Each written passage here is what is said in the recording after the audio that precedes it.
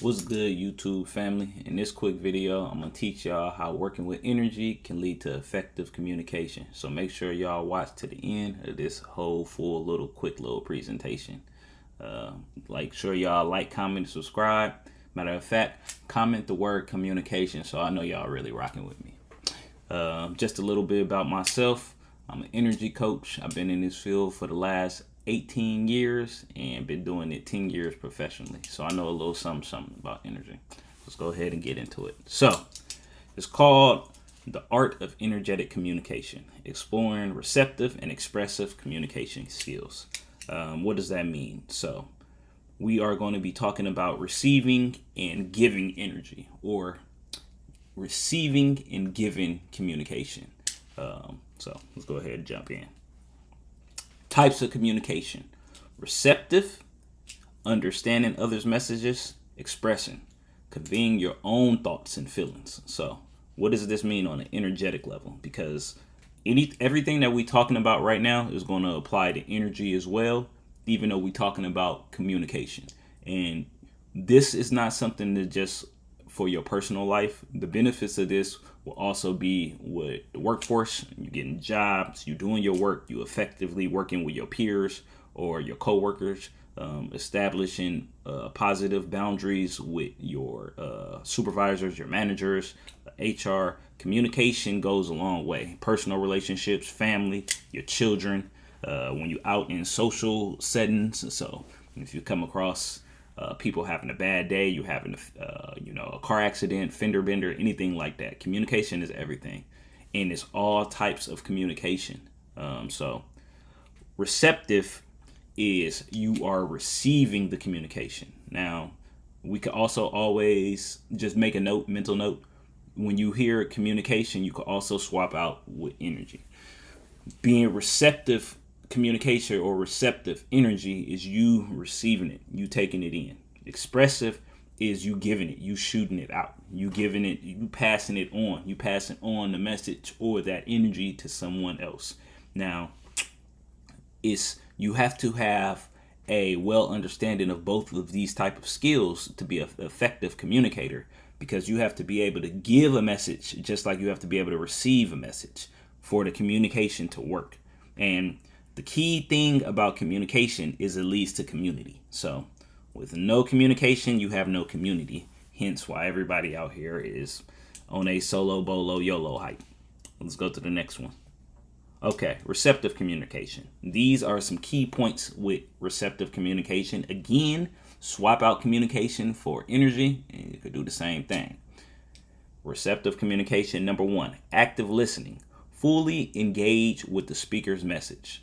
In terms of energy, you are actively feeling, fully engage with the other person, thing, object that you are trying to receive a connection or some type of energetic response from. Pay attention to the subtle things.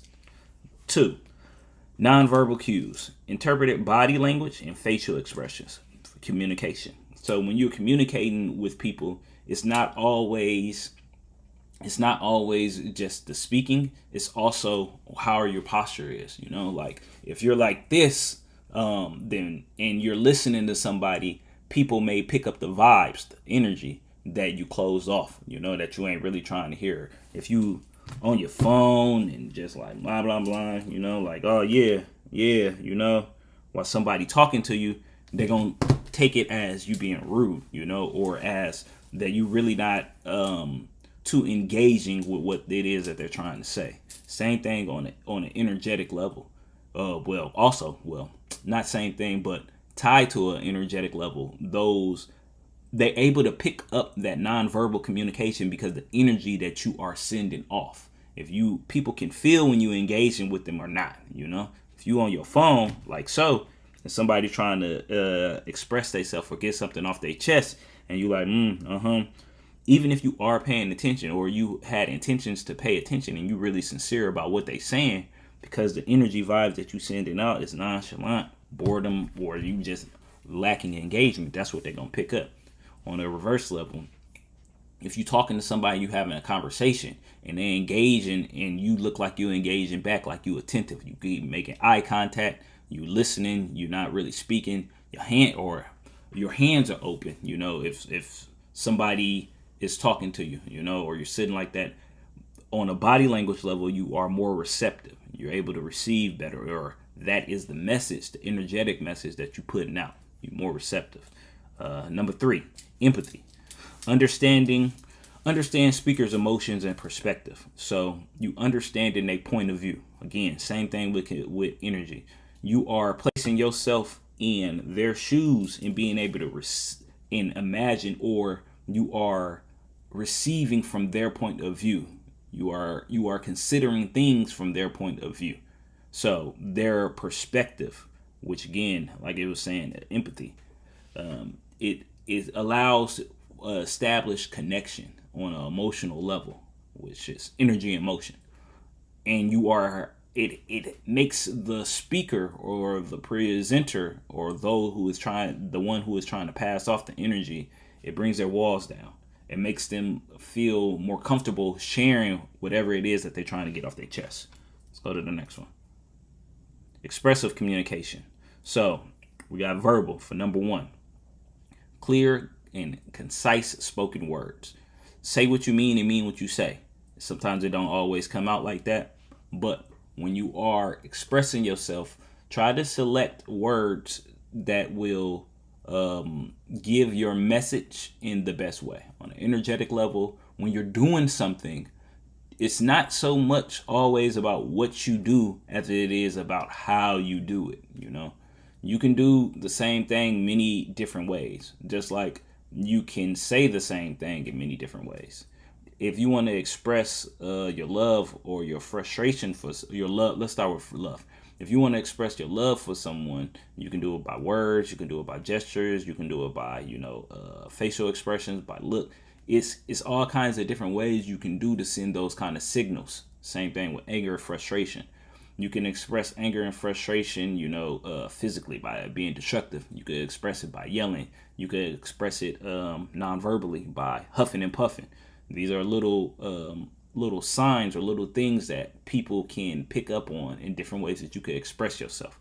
But that's all still expressive communication, and it's all still energy being pushed out. So you got to pick your words wisely and pick the way you approach things specifically and wisely.